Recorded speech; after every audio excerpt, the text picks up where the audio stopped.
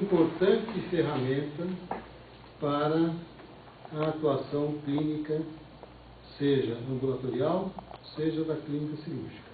E eu venho falar desse tema com o intuito de prepará-los para uma farmacologia voltada para o ambiente hospitalar.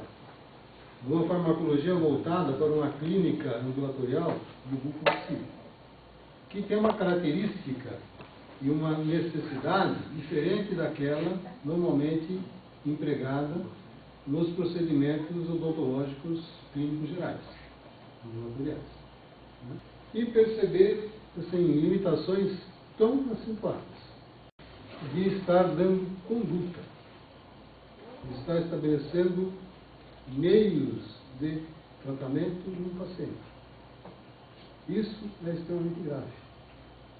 Porque quando você tem ciência das suas limitações, e essa ciência te faz buscar conhecimento, te faz, às vezes, ter a plena consciência da limitação e de não atuar isoladamente, buscar um apoio, buscar uma associação com outras clínicas, isso eu acho uma nobreza. Agora, quando você tem conhecimento das suas limitações e você toma conduta num outro ser humano, eu acho isso uma grande irresponsabilidade ou uma grande falta de respeito. Discurso, de certa maneira, é fácil fazer. Colocar palavras, é fácil fazer. Mas eu estou desse outro lado. Vou então fazer um panorama sobre o tema voltado para aquelas drogas mais comumente utilizadas por nós, que são os analgésicos, os anti-inflamatórios e os antimicrobianos. Eu fico, obviamente, aberto para as colocações, para a eliminação de dúvida. Obviamente que eu não conheço tudo dessa ferramenta, ela é muito ampla, muito vasta. Mas a minha experiência, eu gostaria de compartilhar se ela for positiva para vocês. Então, nós vamos fazer da seguinte maneira: eu vou conduzir o tema, vamos trocar as nossas opiniões, as nossas experiências e vamos tentar, com isso, superar limitações de todos os alunos e, inclusive, a minha pessoa crescer com essa discussão. Porque o fármaco é uma substância extremamente agressiva e tóxica. Tem medicamentos que nós temos como indicação miligramagens por dia, como dose máxima. Se você pensar no anti-inflamatório, um diclofenaco, por exemplo, a indicação dia é de 150 miligramas. Então é uma droga que, se você se expor a mais de 150 miligramas por dia, ela pode te trazer efeitos adversos, importantes e negativos e prejudiciais. No animesulida são 200 miligramas. Então dá para ver como essas drogas são potentes e são perigosas se você não obedecer os critérios mínimos. Local da patologia e extensão, fundamental. Por quê? Porque as características anatômicas, elas também têm repercussão fisiológica.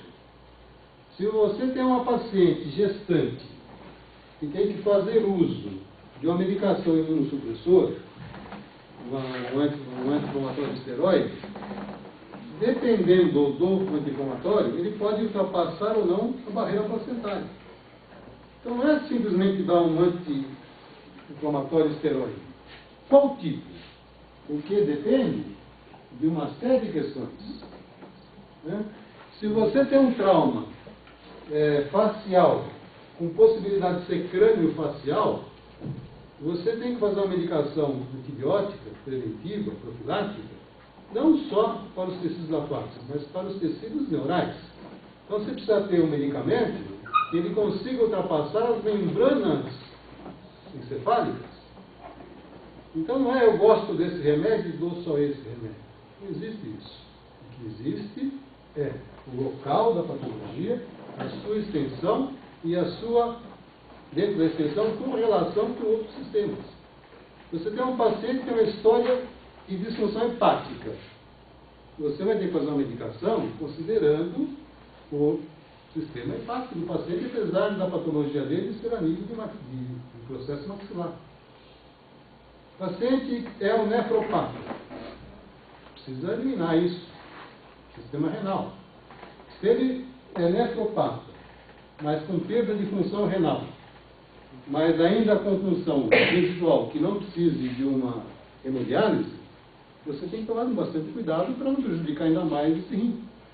Se o paciente faz hemodiálise, você tem que tomar cuidado, mas também tem que tomar cuidado, porque esse paciente é um paciente com insuficiência crônica e com riscos bastante sérios de toxicidade.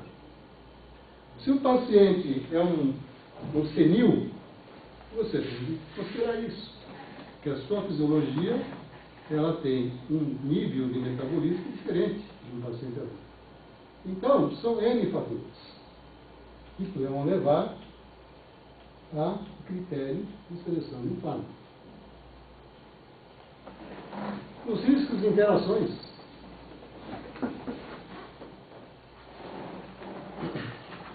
Os riscos de interações por patologias conhecidas e crônicas do paciente, como o risco de interações químicas por fatores que você não teve informação, muitas vezes, na anamnese, como um paciente, às vezes, químico dependente que omite, ou que você, na sua anamnese, não estimule ou não coloque isso dentro da entrevista do paciente.